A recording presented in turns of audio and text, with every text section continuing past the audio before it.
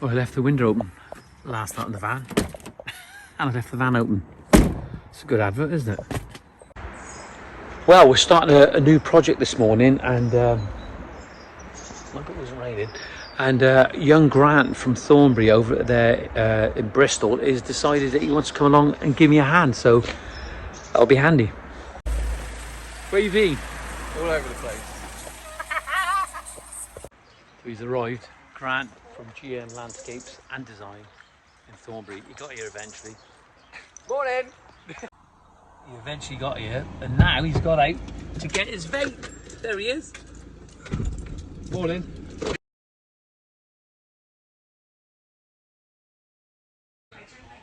We've only been here 5 minutes, and already he wants breakfast. Oh yeah, you got to eat. Have you seen me? I'm wasting away.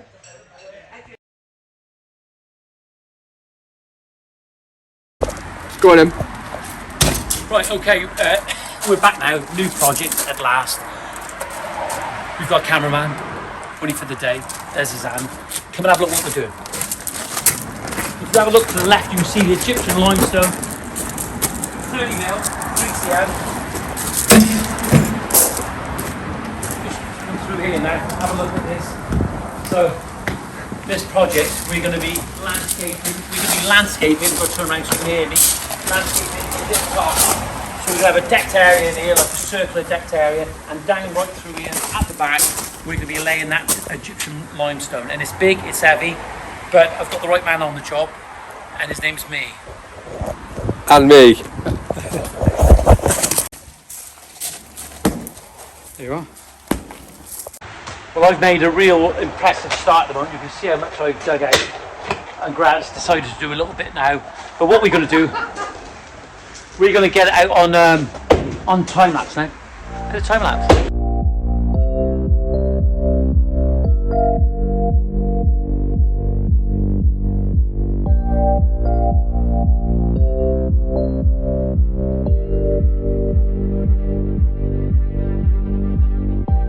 Another night, I fall in your sight. Your new eyes cut sharp like a knife. Take a moment. Well, there you are. We're getting on with it. We've got this hard standing out. This is where the decking's going to be, and as you can see, very long, linear. It's actually quite wide. It's wider than what it appears to be on camera. But we're going to start digging out that topsoil there tomorrow. It's very dark, organic. It's breaking up really good, so that'll be quite easy to take out. And some of the remaining gravels, along with some sand that we'll introduce to it, we'll make a lean mix and get a nice solid bed in, and a compacted bed, and I'll get the compactor plate on that tomorrow. But you can see from there, we've made good progress with Grant over there from Thornbury and Bristol. Had a good day as well, weather-wise.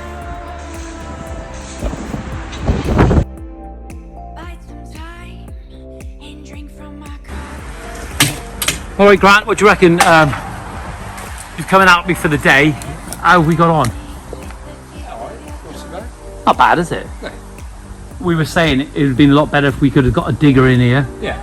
To be honest, it would have been really tight for that one gate to try and get a mini digger in. Yeah, definitely. You know, certainly the other gate there, which is a bit of a pain. Damage that lovely fence. No, they've got a Jackson's fence, and it's an acoustic fence as well. Acoustic fence. Yeah, we'll show you that in just a sec.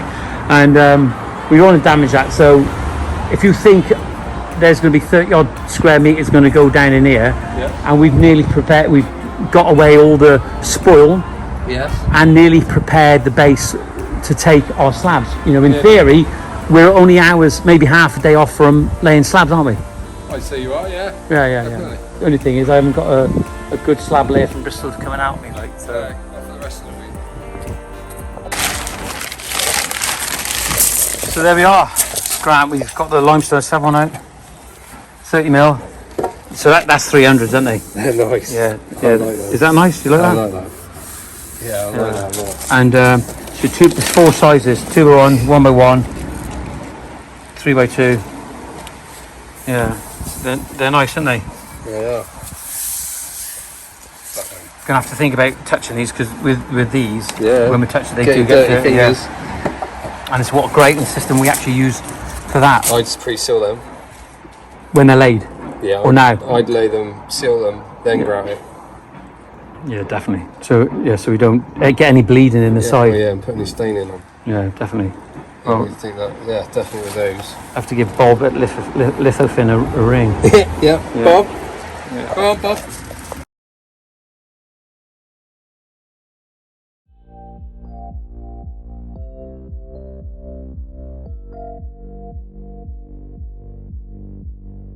I'm Grant.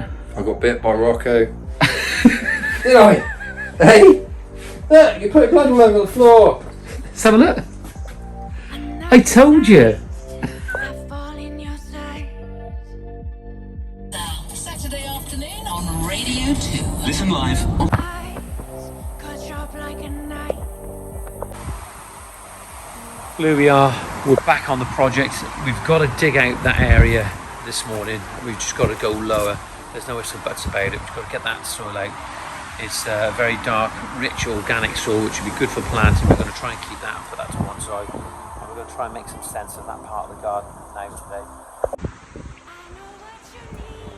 But as you can see, it's a dreadful day here in Wales, and I've actually forgot my wet jacket. Well, here we are. We're just getting the dig out, get rid of this black stuff here. And it's only good for planting, it's not good for subbase. The only problem is here that the foundation with the partition wall with the next door neighbour is higher than possibly the finished level of the patio, which is a bit annoying. And what we can't do, we can't undermine that in any way. That wall isn't likely to come down at any point because the ground's quite soft here.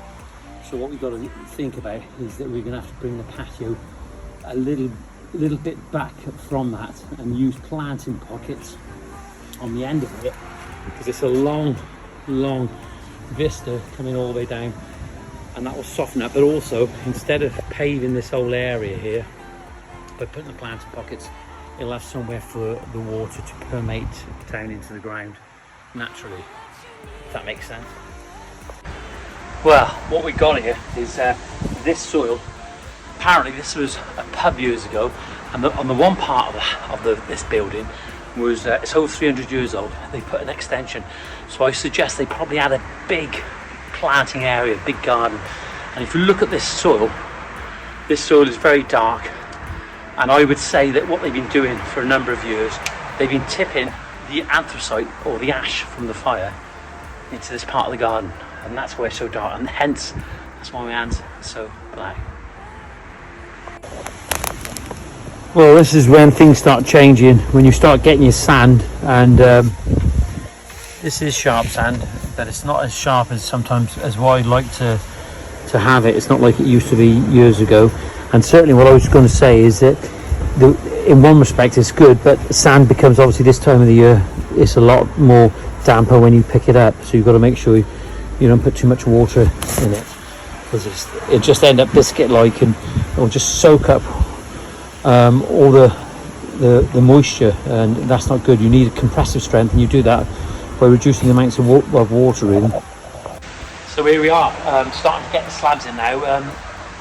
Sort of slowed up a little bit this morning because I've been taking the client through the whole process of how we're going to lay-in patterns, etc., and grouting and slurrying, explaining that to them, and maybe also we talk about the possibility of when we grout that there could be a bleed into the slab itself or the tile.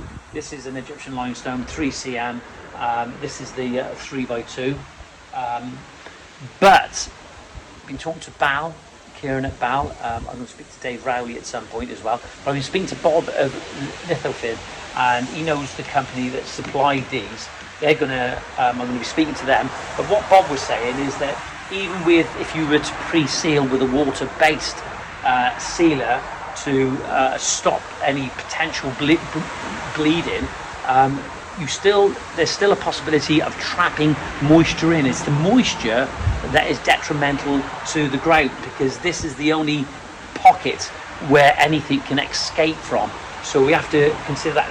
I've been on the phone to Bob now probably about for 30 minutes and going through this. I spoke to him, met him many times, spoke to him endless of times, and there's a lot to understand, but it is about reducing the moisture. The moisture content can be the problem in your mortars, in your sub base, and also your grouting. Well, good day. This is my choice of priming slurry at the moment. Bal external priming slurry bond, and it's worked perfectly for me every time. And comes in a grey, and it's a 20 kilogram bag, and you can see everything on there, what it tells you, what's in it, what it does, etc, etc. And even the BS 7533 compliant, British standard compliant. There we are.